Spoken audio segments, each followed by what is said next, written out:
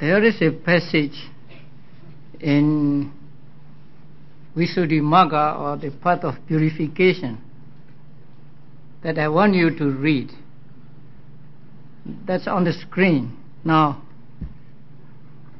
suppose you are reading this book and you do not have any knowledge of Abhidhamma, you do not know anything about Abhidhamma, and you happen to be reading this passage, and imagine how much you can understand, or after reading 2 lines you want to throw it away. So this passage is the explanation about restraint. No, he enters upon the way of its restraint. This is the words from the text. And then he explains, he enters upon the way of closing that eye faculty by the door panel of mindfulness. Now you know eye faculty. Eye faculty means what? Eye sensitivity. Sensitive parts in the eye are called eye faculty.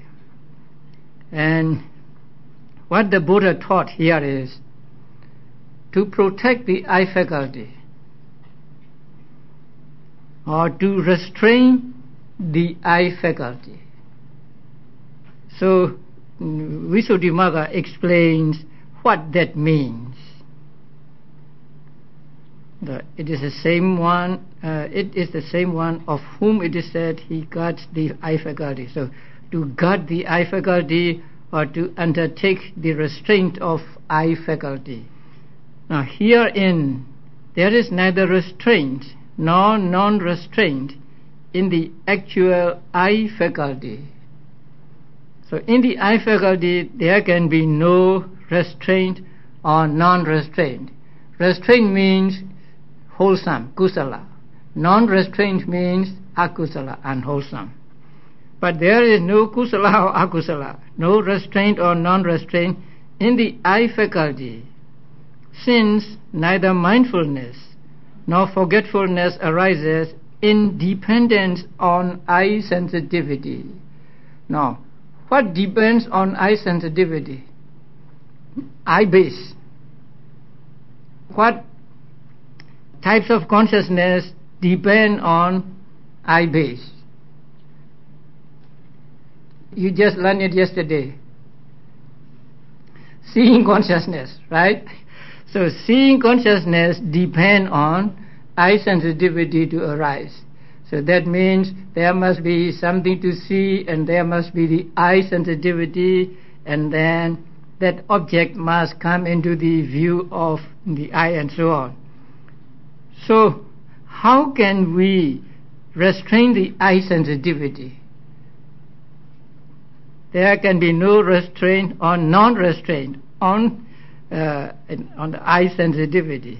So neither mindfulness nor forgetfulness. Now, mindfulness is for wholesome and forgetfulness is for unwholesome.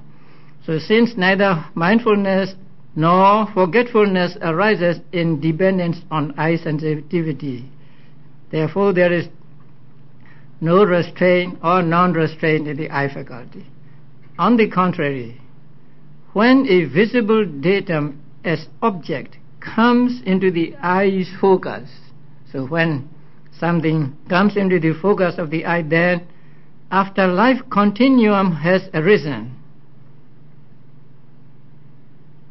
Now, before you study Abhidhamma, this word will be very strange to you. Life continuum, you don't know what it is. You know the meaning, but you don't really know it, right?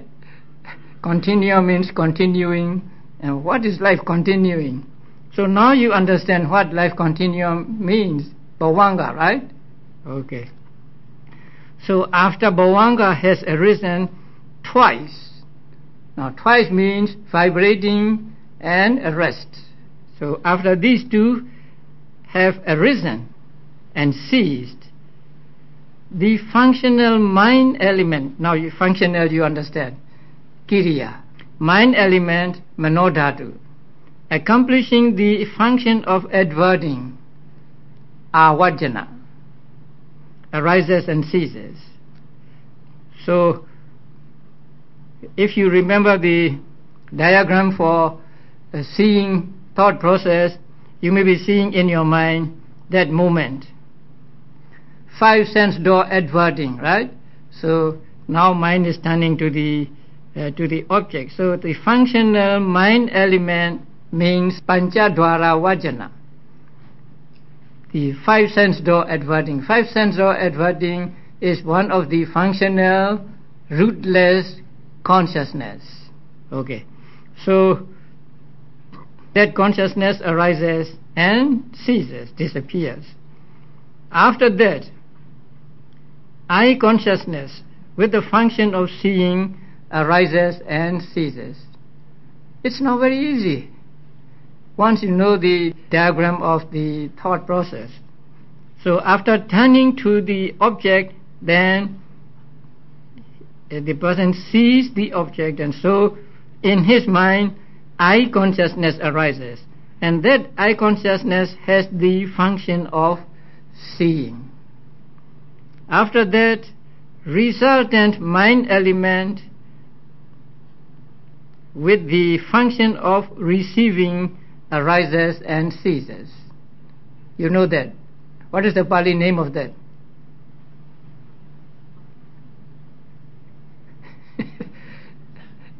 Sampadichana. So Sampadichana arises and ceases.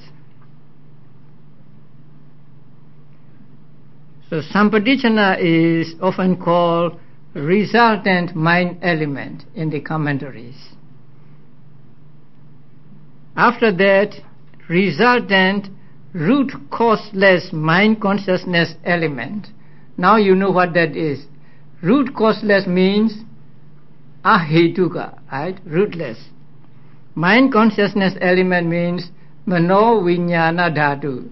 That is, it belongs to the group of mano vijnana dhatu. And actually, it is the investigating consciousness. So, with the function of investigating arises and ceases. After that, functional root causeless mind consciousness element. That means manodvara vajana, because it is functional. So functional root causeless ahetuka mind consciousness element mano vijnana dhatu, accomplishing the function of determining. So at that moment there is determining that this is a desirable object or this is undesirable object. So that consciousness arises and ceases. Next to that, impulsion impels.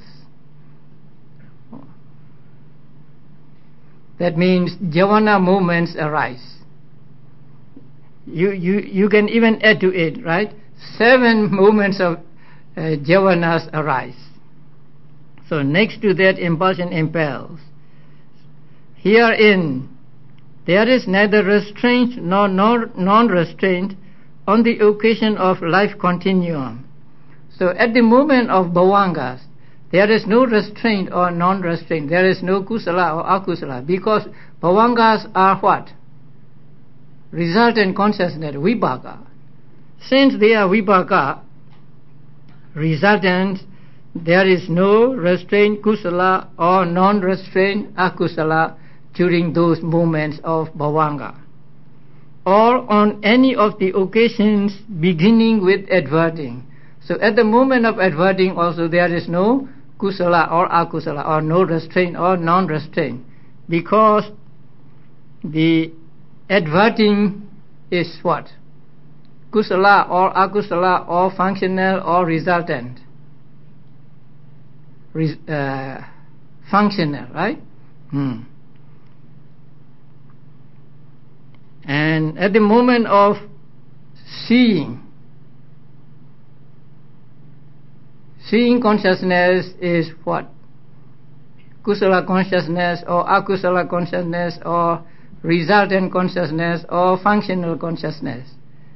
Resultant consciousness.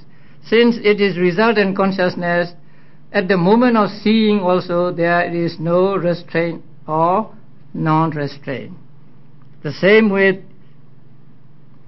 accepting or receiving consciousness and investigating consciousness. And then determining consciousness also, determining consciousness is functional. So there is no kusala or akusala at that moment. But there is non-restraint if unvirtuousness or forgetfulness or unknowing or impatience or idleness arises at that moment of impulsion. That means during the 7 moments of jhana, if there is unvirtuousness, then there will be non-restraint. If there is unvirtuousness, means breaking the precepts, so it is the opposite of sila. Or forgetfulness, it is the opposite of mindfulness. Or unknowing, opposite of knowing or knowledge. Or impatience, the opposite of patience. Or idleness, that is opposite of effort. So if any one of these arises at the moments of jhanas, then there is non-restraint. When this happens, it is called non-restraint in the I faculty. So now you understand the meaning of the phrase non-restraint in the I faculty. Non-restraint in the I faculty simply means letting akusala arise through the I door. That means when you see something, if you do not practice sila or mindfulness or not understanding or patience or effort, then there will be akusala. So trying to avoid akusala regarding the I or regarding seeing is called restraint in the I faculty.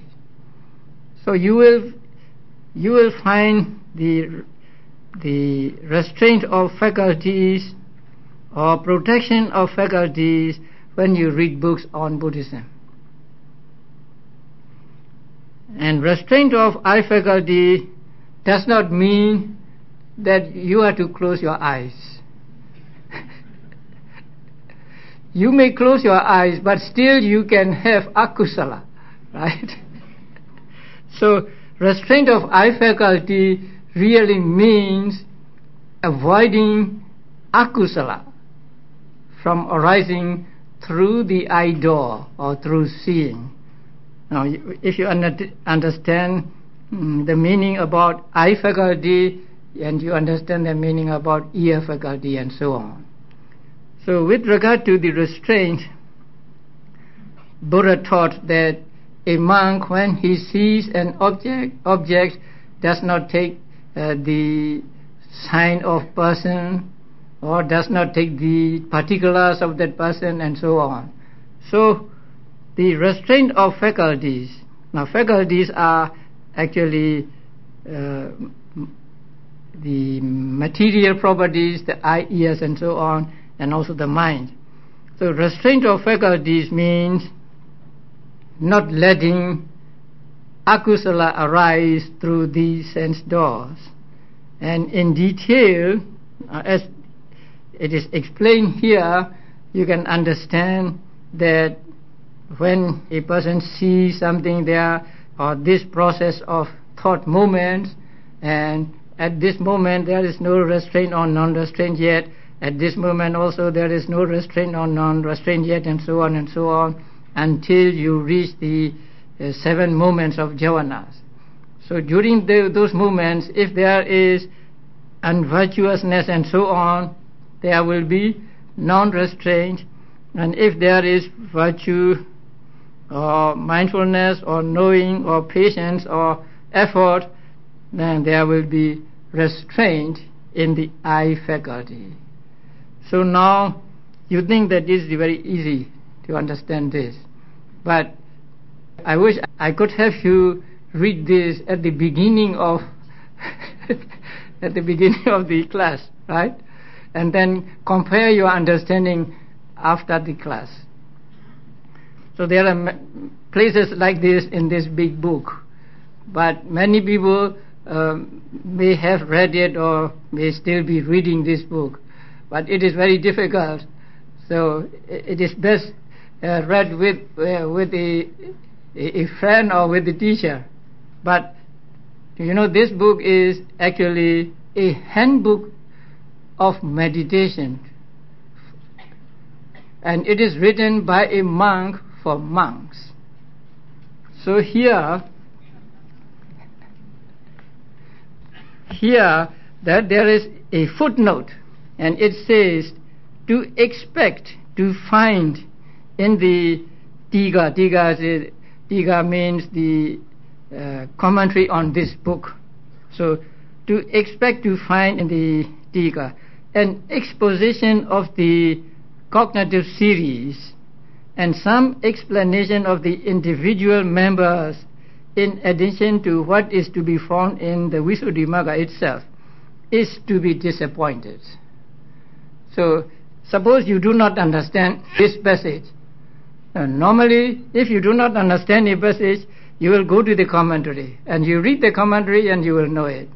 But here he is warning us to expect to find such a thing is to be disappointed. There are only fragmentary treatments, because, as I said, it was written by a monk for monks, and so the author took it for granted that his reader monks already know Abhidhamma. That is why you need knowledge of Abhidhamma to read this and to understand it. This book itself teaches Abhidhamma because there are chapters on aggregates, bases, elements, faculties, Four Noble Truths, and teaches Samubhara, the dependent origination. Okay, now I touch upon the word dependent origination. So I must ask you one thing. In the dependent origination, there is one link. Are you familiar with the Pali formula? Avijja paccaya sankhara, sankhara paccaya vijnana, vijnana paccaya nama rupa. And what do you think of these links? In one link there are two factors. Avijja paccaya sankhara is called one link, and there are two factors, avijja and sankhara. So what do you think of these links? Are they cause and effect?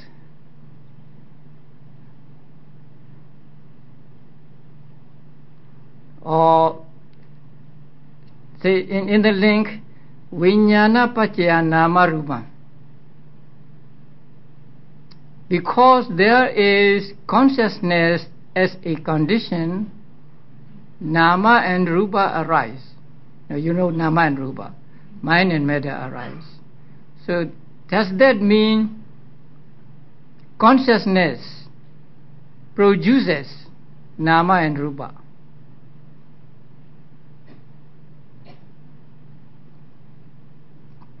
Mostly people think that way. The first one is the cause and the second one is effect, and then that second one is cause and the third one is effect, and so on. But that is not so. Some are called cause and effect, but they are not producer and product. They arise together and one supports the other, or they support each other. And they are also mentioned as cause and effect. So this only through Abhidhamma you understand.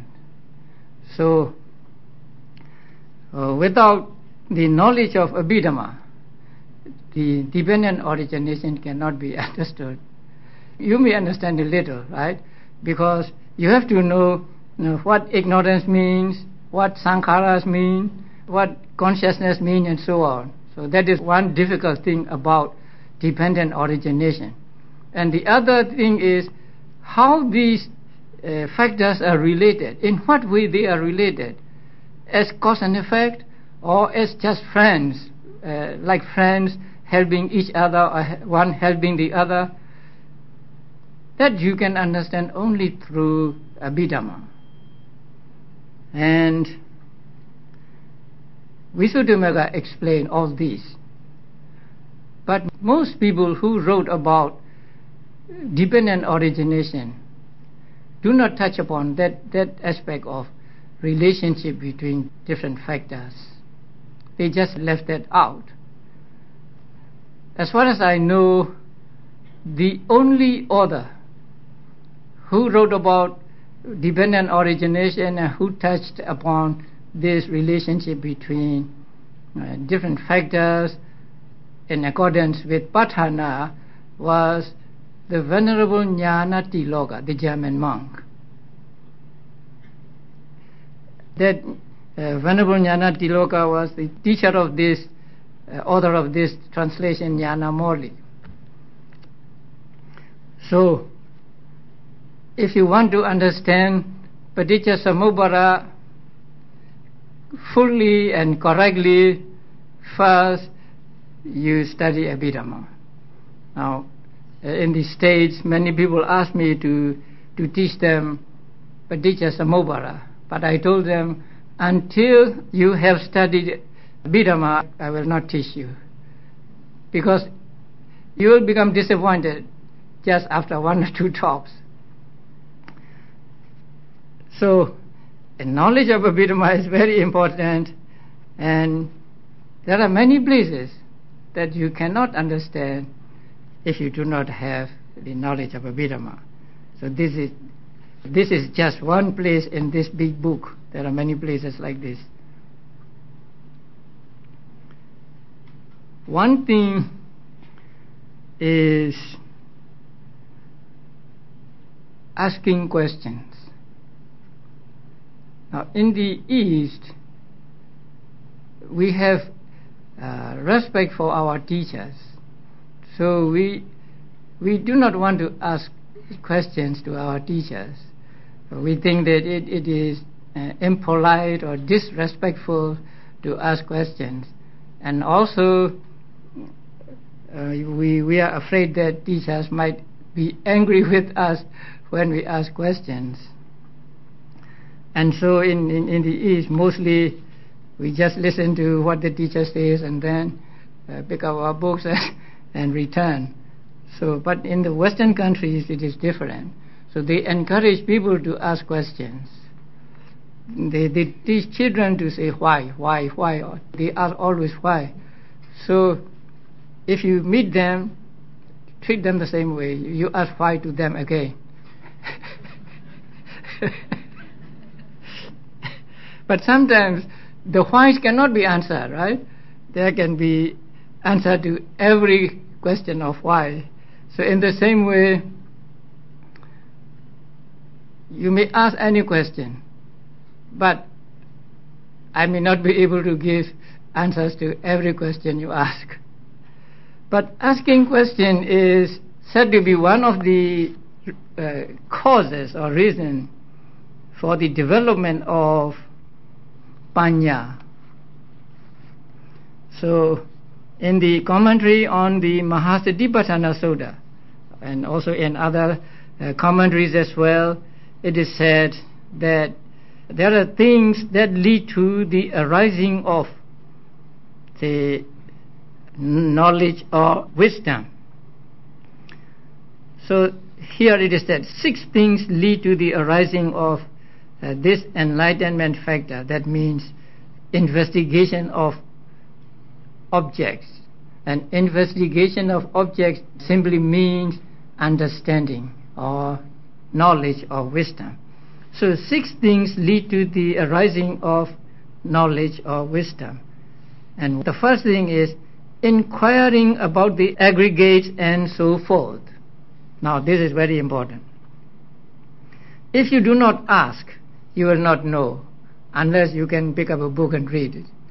So asking makes you understand more. So when you ask, you get an answer, and so you know more. So inquiring about the aggregates and so forth is one of the 6 things that lead to the arising or development of wisdom. Inquiring about the aggregates and so forth means seeking the meaning of the aggregates.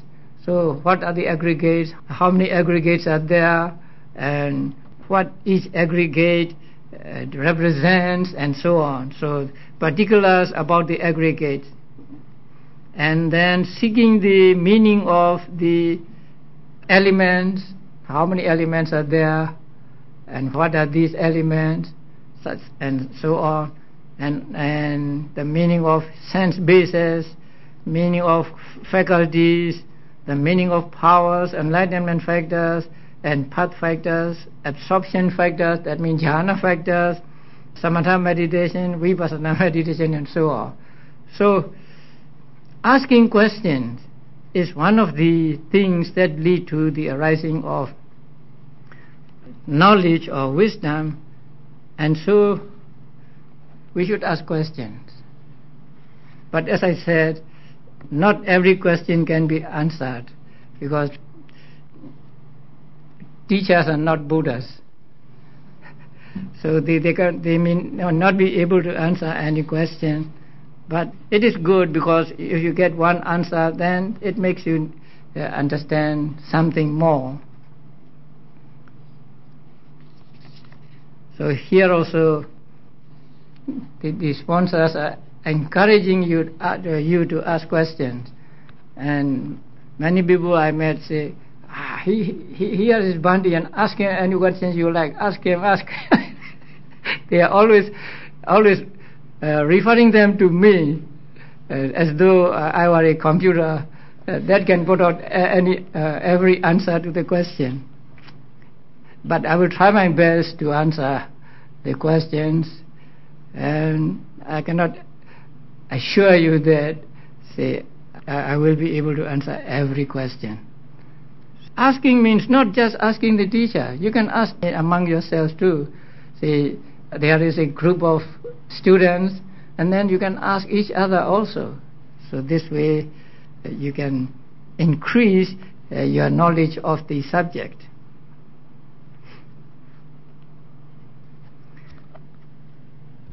So we have gone through the passage in the Visuddhimagga, and there are many, many more of them in that book, and also in other teachings of the Buddha. So it is good to understand Abhidhamma if you are interested in Theravada Buddhism, because Theravada Buddhism is actually founded on Abhidhamma. If you reject Abhidhamma, you reject Theravada. And as I said before, the Abhidhamma is a very popular subject with Burmese monks especially. But there are Burmese lay people also who study Abhidhamma and even teach other people and wrote books. So Abhidhamma has become a very popular subject for Burmese monks, and every monk, every novice, every nun is expected to know Abhidhamma. And we study Abhidhamma the hard way, because I think Myanmar is the only country in the world where these things are studied through traditional methods. We still memorize books, and we still use the textbooks that were written maybe 1,000 years ago.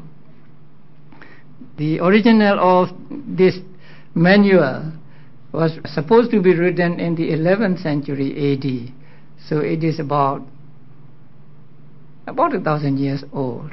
So we are still using that book as a textbook, and we think that this is the best introduction to the Abhidhamma Pitaka. And also, as I said before, we have night lessons for some of the books of Abhidhamma, the first book, the third book, the sixth book, the seventh book. So that also helps Burmese monks to be familiar with Abhidhamma.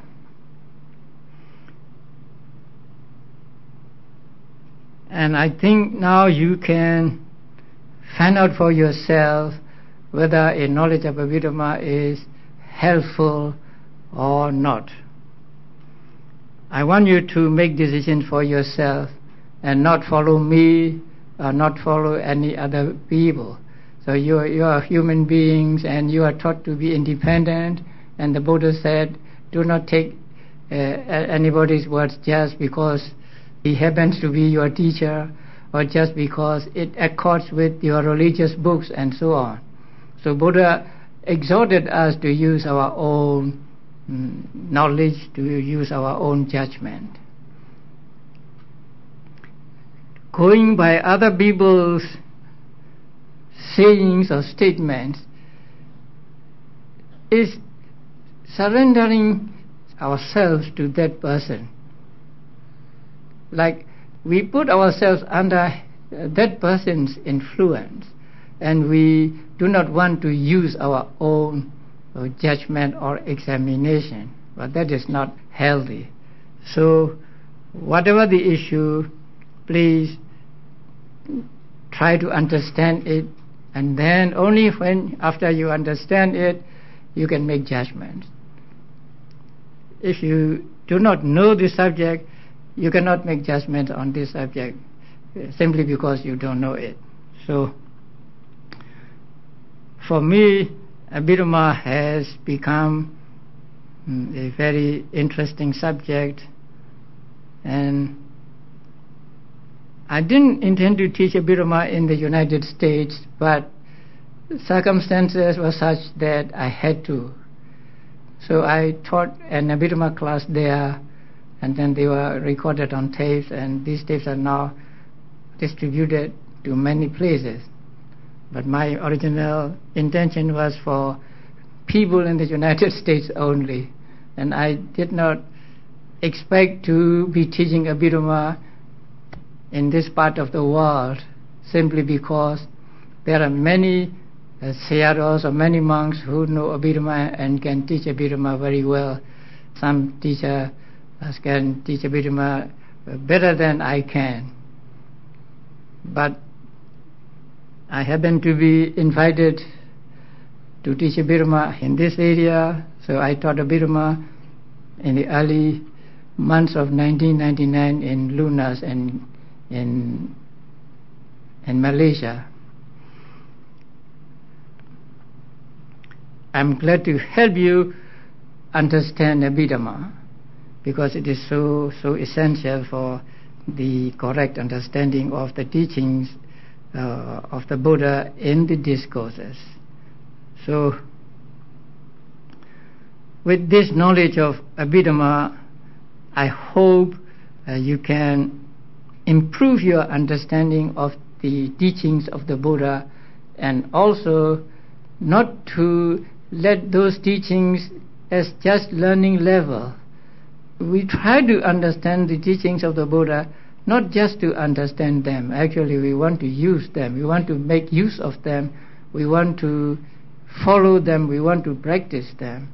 Now, like medicine, Buddha's teachings are effective only when they are practiced. If we do not practice the teachings of the Buddha, we are like people who have hundreds of bottles of medicine at home and do not take any of them.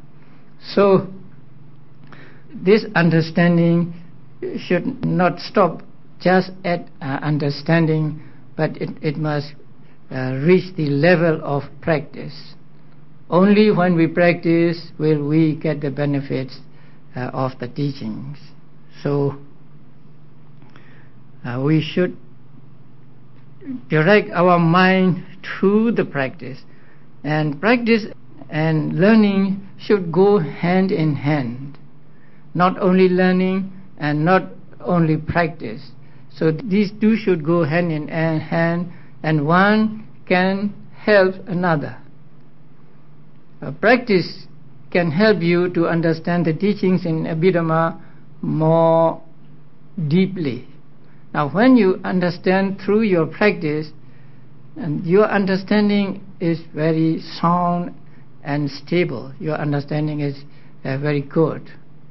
And when you understand the teachings of Abhidhamma and you practice, then you will know what you are practicing, what you are experiencing when you practice meditation. So these two help each other, and they should go hand in hand. But more important is the practice. Now we say that something is ultimate truth. That will become ultimate truth only when we experience it through our practice. Until we do not experience it through practice, it is not ultimate truth for us. It is just a kind of concept. We just know it through reading books or attending talks. But when we experience it ourselves, then it becomes a real, ultimate reality for us. That is why the ultimate reality is defined as something that we can experience, that we can realize. So we should make this learning or this knowledge of Abhidhamma from books become our own experience by practicing. So through practice of meditation, through using the mind as a powerful tool to understand the teachings in the Abhidhamma, to understand the true nature of three things or true nature of mind and matter, we should strive to make the most of our knowledge of Abhidhamma. So this way our understanding and our practice will be balanced. Not too much learning and not too much practice, and so we follow the middle way here. Okay, thank you. You heard what Sayādaw say about the merit of asking questions? So, question time. Anybody?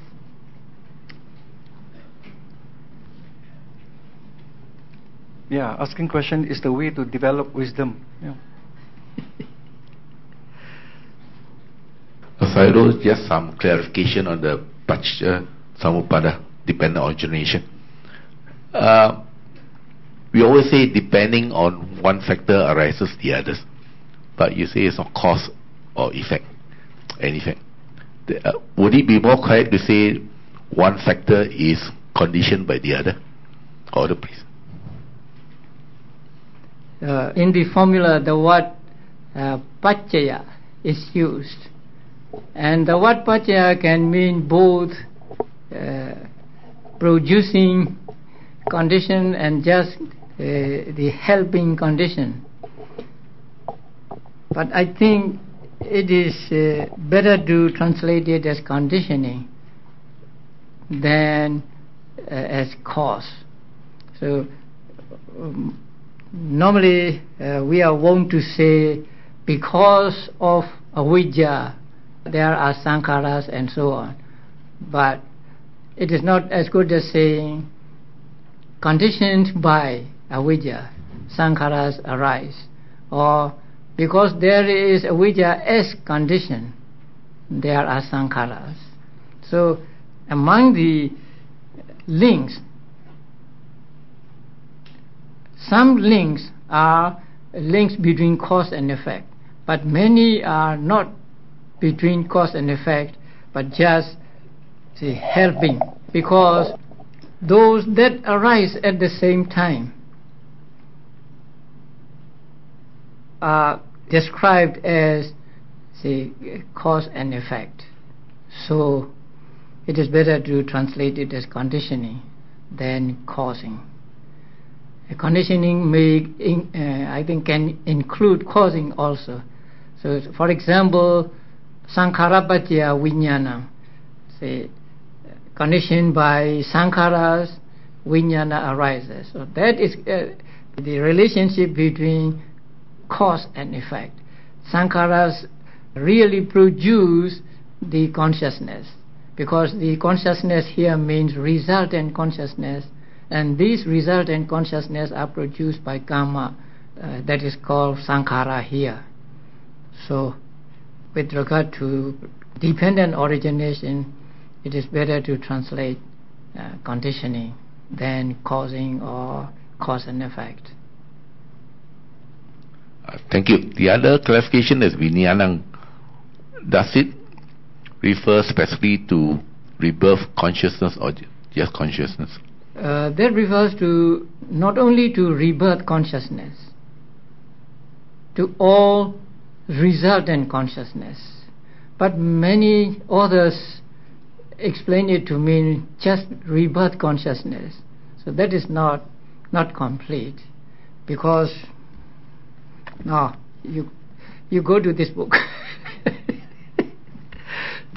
So there the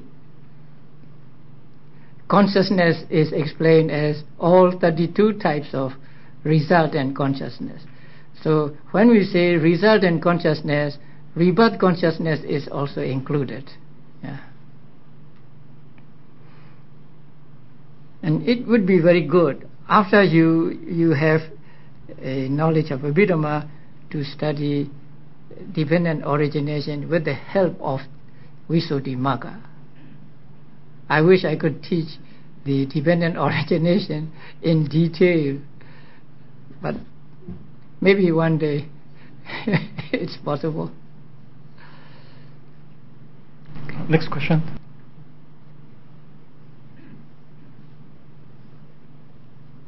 Venerables, I have 3 questions. In the 7 stages of jhāvana, if the first jhāvana stage is akusala, does it imply that subsequent jhāvana stage will be akusala? Or does it mean that it is still possible to arise kusalas cittas?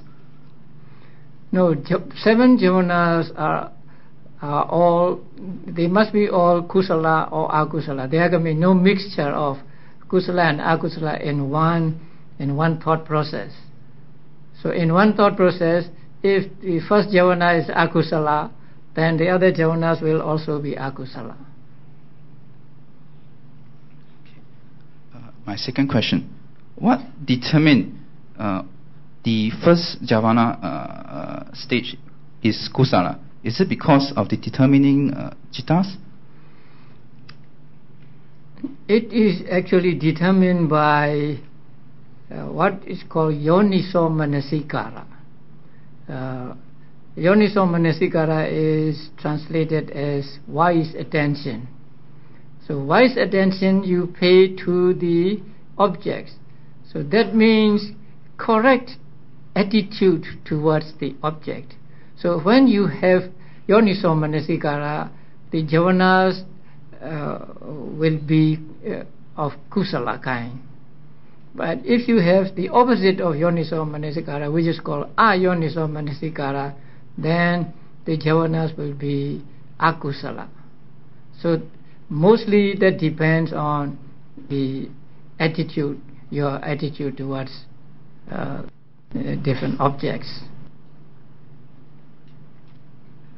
Then the last question: in practice, if a person need to exercise restraint or have so-called good or right intention, when does a person need to exercise that? During the entire thinking process?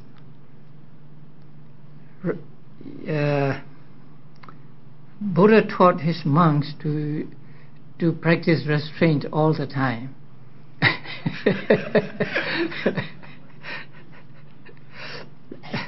Because the monks are those who are trying to avoid akusala as much as they can, and so they are exhorted to practice restraint.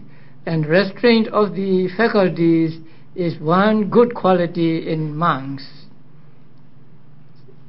So restraint of the eye means both keeping our eyes down and not to look at each other like this, and also not to have akusala enter through the eye. Now, monks are trained to look only about 6 feet in front of them. That is when they go in town and villages. So that is one kind of restraint of eye faculty.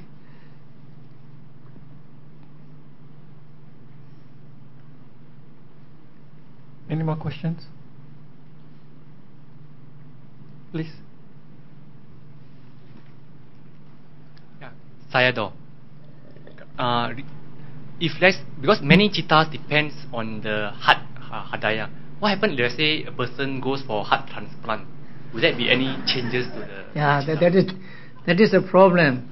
We are trying to solve, but we cannot solve it yet. Now, one thing is, when we say heart, we do not mean the whole physical heart, but it is said that there is blood in the heart, and what citta depends on is that blood. So the blood may be going all over the body, not just the physical heart. And this is a controversial point in Abhidhamma, that since Buddha did not expressly say that it is the heart, so it may be something else that many types of consciousness depend on. The cardiac theory, or the heart being the seat of consciousness, was accepted during the time of the Buddha. And so, although Buddha did not commit himself to saying heart is the seat of consciousness, the commentators, the ancient teachers, deduce that even though Buddha say a certain type of matter, it must be the heart. And they use the method of elimination. So one by one they eliminate the possible things for heart, and at last they say, since others cannot be the heart, this must be the heart, something like that. Now there are even some others who do not accept, or who do not want to accept, that heart is the seat of consciousness, because they are aware that now science taught that brain is the seat of consciousness. But I don't know science, and so I'm not sure about that. But one thing is, I think we cannot reject it easily. The word heart is used for mind also. This is a usage. This usage comes from the belief that heart is the seat of consciousness. And this usage is both in the teachings of the Buddha as well as, say, outside the teachings of the Buddha. And also, when you are happy, you have some feeling here. Now when you are sad or when you are afraid, and when you are afraid, your heart beats rigorously. So I think heart can also be the seat of consciousness. And the transplant problem is a problem which we cannot satisfactorily solve yet. Next question.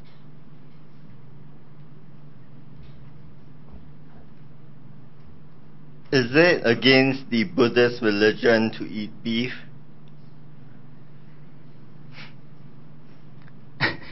To eat beef? Yeah.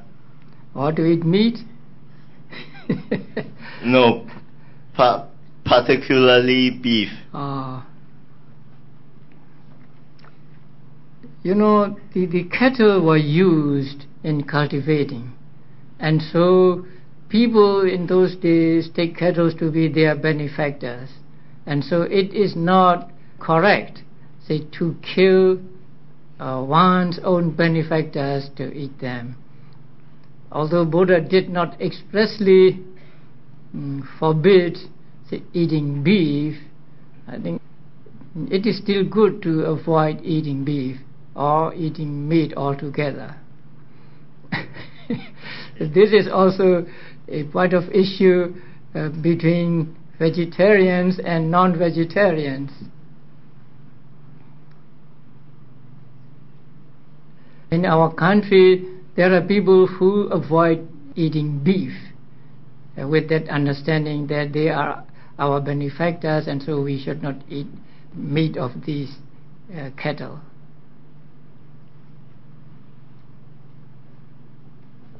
Venerable Sir, for laymen, I think it's quite difficult to exercise restraint, because I think, I mean, we need to interact with people, etc. So, if let's say the akusala consciousness arises, can we use sort of a mental noting to see that the thing arises and then see it dies rather than reacting to it? Will this help, in purifying the akusala consciousness? To use what? Basically mental noting that the akusala consciousness as arises, and then we don't react to it, but just mental noting until it dies away. Mm-hmm. Will that help? That helps, yes. Especially when you practice Vipassana meditation. So whatever arises in your mind, you will be mindful of that state, or you make mental notes of that. So making mental notes actually is not to get rid of them, but to understand them, to see them as they are. So, but will this result in a bad karma, even though the akusala arises? But we don't react in speech or action, but actually the mind don't actually register the arising of the consciousness. So when it arises in the mind, it is akusala. But not every akusala has the same degree of gravity. Some akusalas are not so bad as other akusalas, something like that. So sometimes you cannot avoid having akusala. But these akusala may not give you very bad results. Like, say, when you eat, you enjoy eating, right? So when you enjoy eating, then there is akusala, there is an attachment. But that cannot be avoided unless you are a meditator. And even sometimes you are meditating, you may not want to make notes of these small activities involved in eating, and so you may have attachment to food. But I will not say this attachment to food is good or something like that, but it cannot be avoided. And since you know that this is akusala, then you can train yourself not to get too much attached to food, something like that. Okay, I think there's another question about QT consciousness.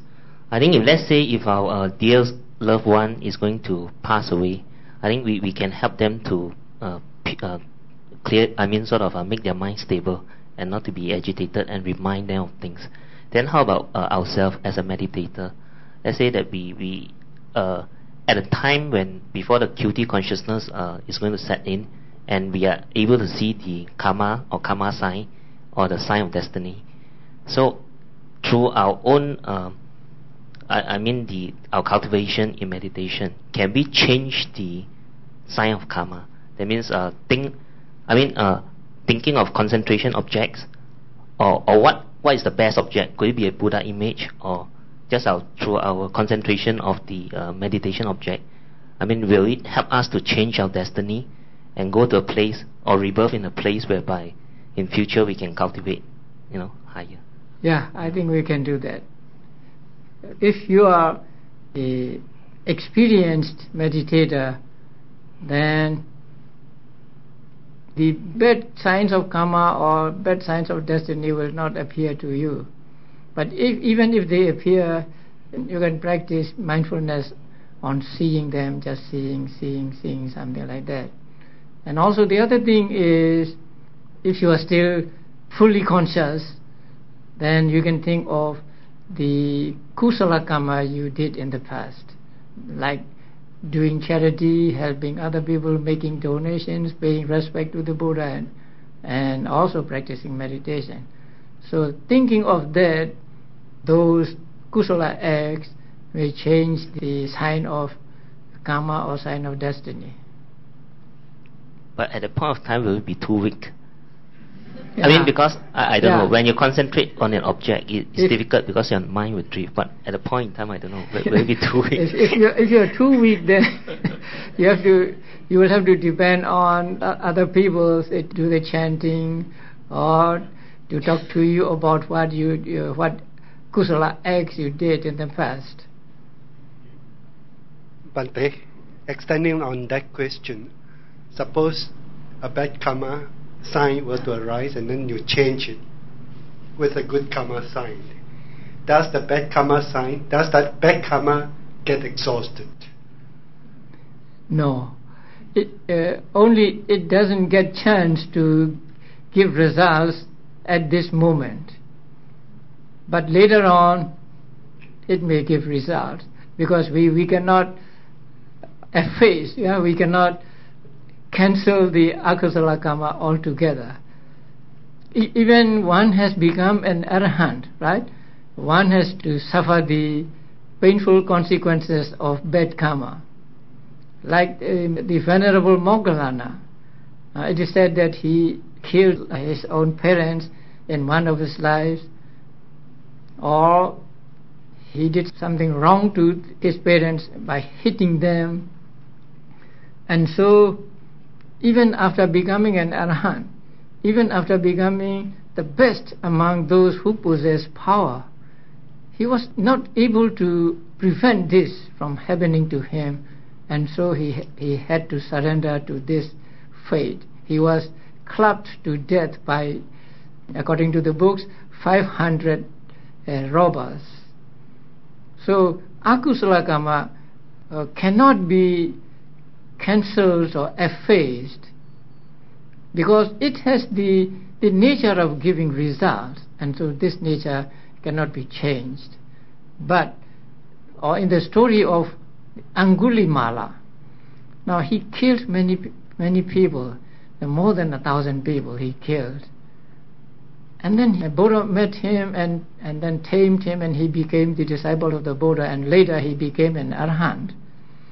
So because he had become an arahant and he has no more rebirth, the akusala karma of killing many people become defunct, simply because there is no more rebirth for him, and so they could not give any painful results to him.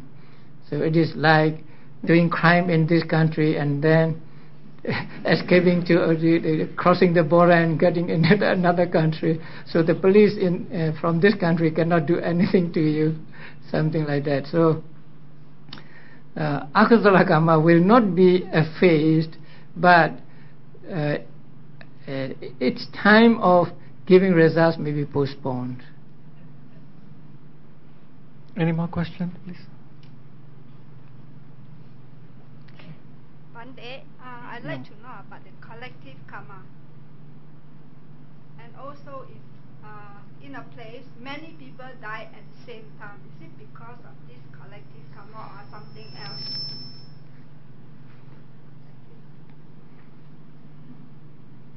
I think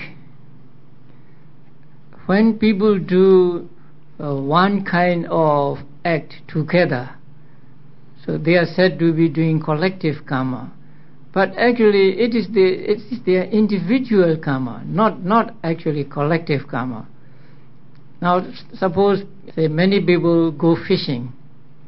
Each one of them kills fish, and so that is each one's own karma, and not the collective karma. But there are instances where a karma of one person may affect another person. There are stories of those who are born with bad fate and they were always unlucky, and those who live with them also become unlucky, and so on. There are one or two stories of this in the commentaries. And also there is the story of monks killing themselves and also having another person kill them because they became so disgusted with their lives. And the commentaries explain that these monks have done an akusala karma in the past together. So they put poison in a tank where there are many fish and so on. So when they became human beings during the time of the Buddha saw that their karma at that time was about to ripen, and even he could not prevent this, and so he said, I want to be secluded for 2 weeks and nobody should approach me or something like that. So when people do karma together, I think that can be called collective karma.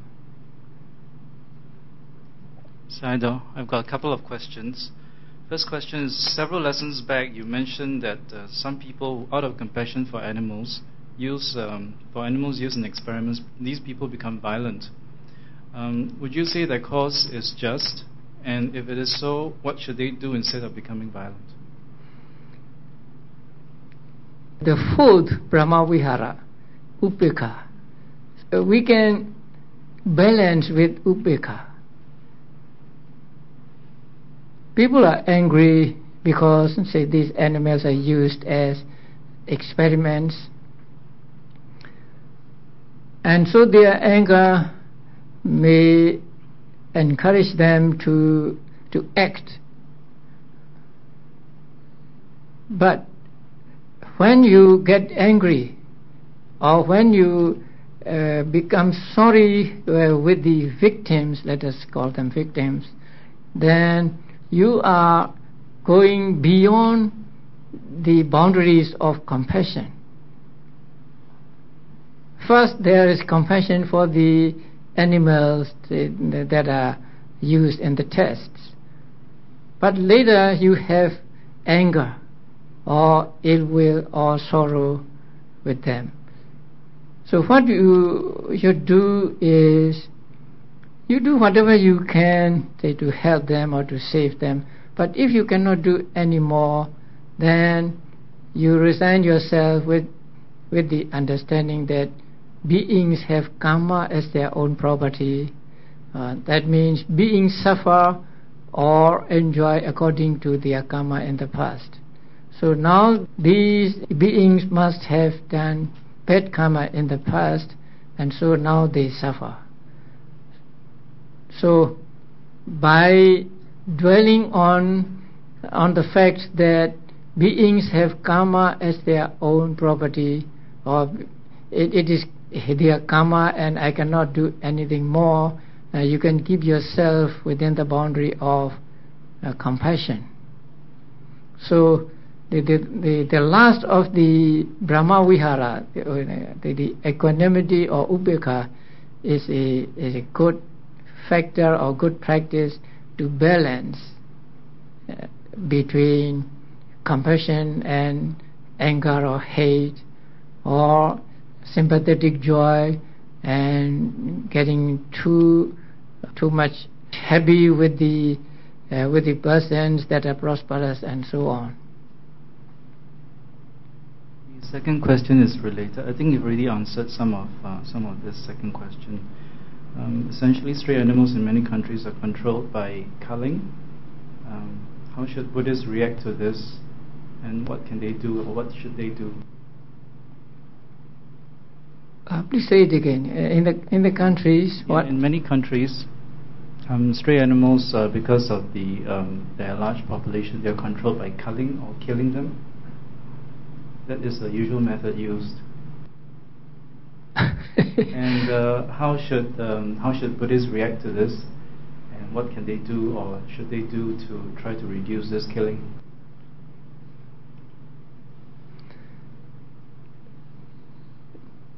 Buddha taught to keep the 5 precepts. So killing in any form is not acceptable to the teachings of the Buddha. But when other people are killing the animals, we may or may not be able to interfere with them. So again, if you cannot do anything for them, then practice equanimity or upekkha, considering the law of karma. But a lot of this killing is because of the policies of the authorities. You think the Buddhists should speak up to ask the authorities to stop the killing or reduce the killing? That the Buddhist or any person can do, but whether the authorities will listen to them is another matter. But should the Buddhists be more active? Because like I know a lot of the Buddhist countries, killing is not done. So like in, I think, Myanmar and Sri Lanka and all this, a lot of strays are let alone, they are not killed. And if the Buddhists don't speak up, it's sort of condoning the killing, and would that be contributing, or would that be sort of participating in the killing, although the physical killing is not done by the Buddhists, but by not speaking up, would that be participating in it? I don't think so, because there are limitations to what we can do. And if we think we are responsible for other people killing, then we will be responsible for everything. People pay taxes to the government, and these governments, I mean the Western governments, are making nuclear weapons and to kill people and so on. So if we think in this way, then everybody will be responsible for the killings made by the governments. So what we cannot do, or what we cannot even influence, I think we should practice the upekkha. Thank you. Thank you. Not that we are not compassionate towards them, but sometimes there is a limitation for what we can do. So with that, please rise and put your palms together.